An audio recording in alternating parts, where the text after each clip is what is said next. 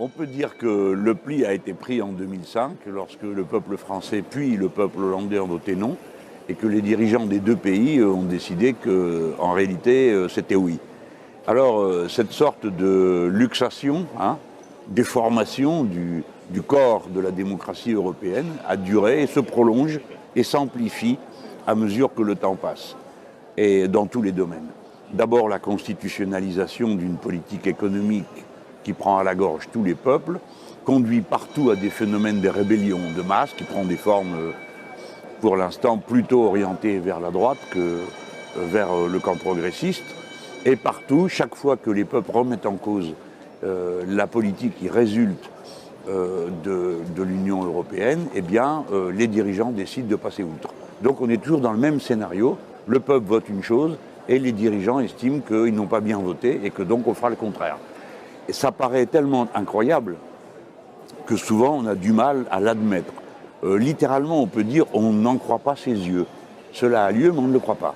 Et pourtant, c'est une nouvelle fois ce qui vient de se passer d'une manière tout à fait spectaculaire en Italie, où l'insurrection italienne contre la mainmise et la main de fer qui étrangle les conquêtes sociales de l'Italie s'est dirigée vers la droite. Alors, naturellement, je le déplore, je préférerais que ce soit autre chose, mais peut-être que la gauche et les progressistes y ont des responsabilités. Et le président de la République italien a décidé que comme c'était lui qui signait les nominations des ministres, c'est une formalité, eh bien, lui, il récuse le ministre de l'économie parce qu'il est anti-allemand. Enfin, le président estime qu'il est anti-allemand. Alors, autrement dit, maintenant, il y a deux conditions. Non seulement il faut être d'accord avec la politique économique qu'impose l'Europe, mais en plus, il faut être pro-allemand.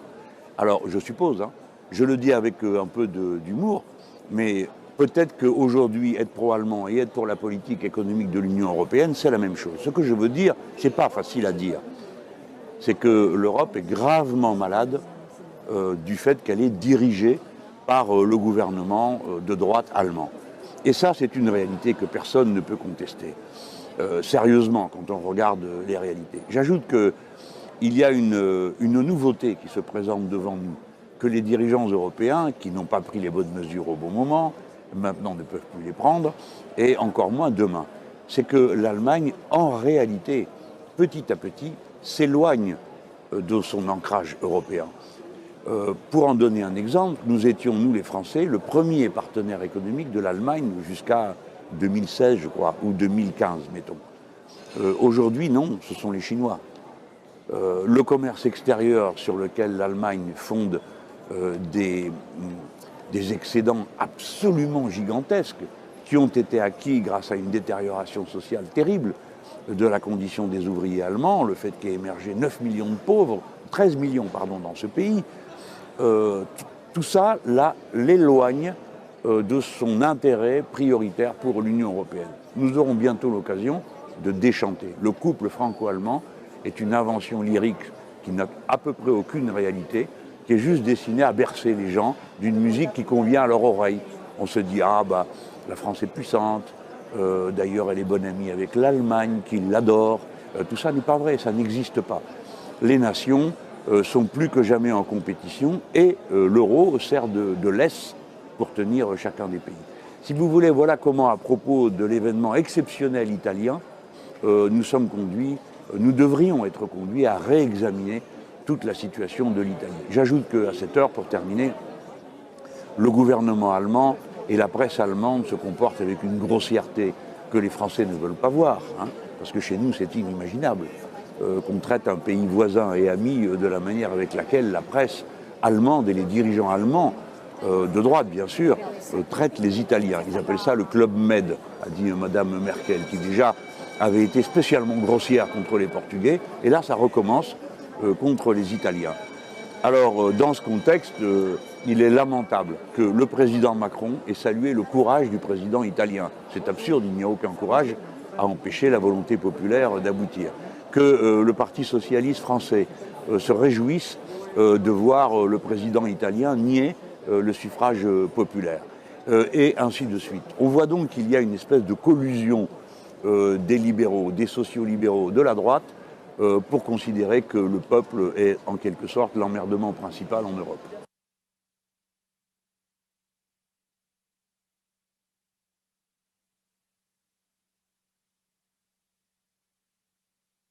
Rien, organiser des forces pour tourner la page, sortir de ces traités absurdes et essayer de constituer une alternative dans tous les pays à cette situation de fou où il faut choisir entre les libéraux et la droite extrême parce que c'est le paysage qui s'est installé en Autriche où l'extrême droite a gagné, en Hongrie, etc., en Pologne, on peut faire le tour de tous les pays et nous-mêmes les Français. Nous savons que nous avons un parti d'extrême droite extrêmement puissant qui est arrivé au deuxième tour. Et donc les Français ont dû choisir entre l'extrême libéralisme et l'extrême droite. C'est un choix qui ne les mène nulle part. Et ils sont en train de le découvrir. Quant à ce qui se passe ici, comme l'Europe est en train de tituber, tout le monde le comprend, à part quelques illuminés européens de la presse française, tout le monde voit bien que ce truc est en train de s'auto-bloquer. Alors on va d'une situation aberrante à une autre. Prenons un exemple très récent, le budget européen est en train de s'établir. Oui, mais il n'y a plus les Anglais. Et pourtant, les dépenses à faire restent les mêmes, voire devraient être augmentées. Alors il faut donc que tout le monde mette la main à la poche davantage. Alors les Français, en la personne du président Macron, a dit « Ah oui, nous on va payer plus, on est d'accord ». Alors déjà, on se demande pourquoi, vu qu'on est déjà contributeur net, c'est-à-dire qu'on donne 7 milliards de plus qu'on ne reçoit en retour, d'accord ? Alors déjà, 7 milliards, c'est pas rien quand même. Hein. Vous les mettez dans l'économie française et vous verrez la différence. Bon, déjà, on paye beaucoup. Et alors, on nous dit, ah oui, mais d'accord, mais vous allez encore payer plus que les autres, parce qu'avant, c'était vous qui payiez à la place des Anglais. Peut-être que les plus anciens qui m'écoutent se souviennent du moment où Mme Thatcher avait obtenu qu'elle ne paierait pas comme les autres, et donc les Français mettaient la main à la poche. Et figurez-vous que les Allemands, à ce moment-là, on dit « Ah ben peut-être que les plus riches doivent payer, mais pas nous, parce qu'on paye déjà beaucoup », disait-il. Et donc les Français, qui sont bons garçons et bonnes filles, ont dit « Allez, on paiera aussi pour vous, et pour quelques autres ». Donc on a payé pour toutes sortes de gens. Il y avait un rabais pour les Anglais, plus un rabais du paiement sur le rabais aux Allemands et autres. Et là, on nous annonce que les Français, non seulement vont continuer à être contributeurs nets, mais vont continuer à payer à la place du rabais anglais et à la place du rabais du rabais. J'espère que tout le monde a suivi parce que c'est un petit peu un raisonnement par escalier, mais enfin bon, vous avez tous compris, à la fin c'est une arnaque. Les Français payent beaucoup pour avoir le droit de se faire maltraiter par la Commission européenne et de voir leurs services publics détruits ou la concurrence établie partout là où elle n'existait pas. Tout ça ne peut pas durer. Quelques illuminés peuvent croire qu'on peut comme ça bousculer, brutaliser un grand peuple comme le nôtre, une grande nation, et qu'à la fin, ça finira bien. Moi, je comprends. Madame Merkel, elle doit se taper sur les cuisses, parce que c'est extraordinaire, des partenaires pareils. Ils sont contents, ils parlent d'un couple, ils se font arnaquer, ils ne disent rien. Voilà. Donc, pour elle, ça doit être extraordinaire. Et pendant ce temps-là, elle a fait des excédents de plusieurs milliards. C'est pas en Europe qu'ils les placent, les Allemands, leurs excédents. Pourtant, ils ont fait des excédents sur le dos de tout le reste de l'Europe. On voit que c'est une situation aberrante. Il faut faire attention au vocabulaire qu'on emploie, parce que en France, il y a un interdit sur la question des Allemands. On ne peut en dire que du bien. Ça fait partie de l'idée qu'on s'est fait au lendemain de la guerre, de la nature de la relation qu'on devait avoir avec eux.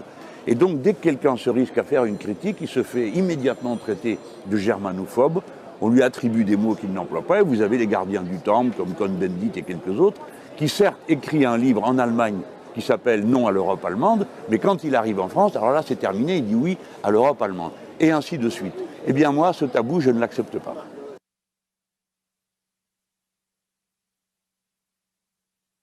C'est pas mal, on va dire ça s'appelle « Maintenant le peuple », c'est un petit texte qui en gros dit la situation actuelle ne peut pas durer, c'est en raison de la politique économique qui a été choisie, et qui dit il faut sortir des traités. Voilà.